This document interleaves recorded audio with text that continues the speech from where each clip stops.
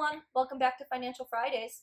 So this week we're going to be talking about how a flexible work schedule can let you go back to the workforce or help keep you in the workforce after having children. Something that we see is parents are talking about how they had to leave the workforce after they had a child because there was no one home to take care of them and childcare was just too expensive. So we wanted to know what kind of places have done studies about this. What were the statistics? What were the facts? So we went to a few pages. So Frontier in Psychology, Georgetown, and the U.S. Department of Labor all had information on this.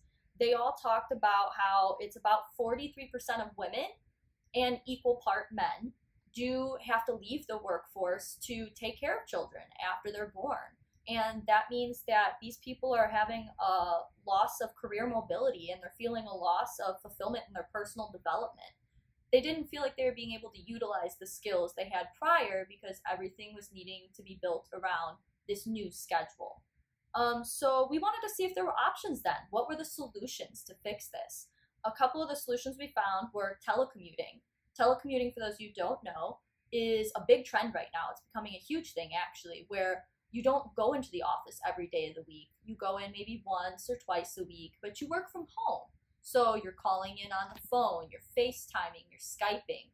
All these things are built into telecommuting. Another thing we found was some people are able to talk to their employer about a flex schedule. So it's instead of working the typical 9 to 5, if your business is open later or if you have access to the building, you could see about working 11 to 7. Or if it's an earlier opening building, working 6 to 2. This allows your schedule to open up for those times when the kids are before school or after school so that someone's there to watch them. The last thing that I wanted to throw at you guys about something you could do was all these things pertain to you talking to your employer. You need to talk to them about your options. And when it comes to talking to them, you kind of have to build a plan. So the first thing to do is to sit down and ask yourself, what schedule do I need that is fair to my employer?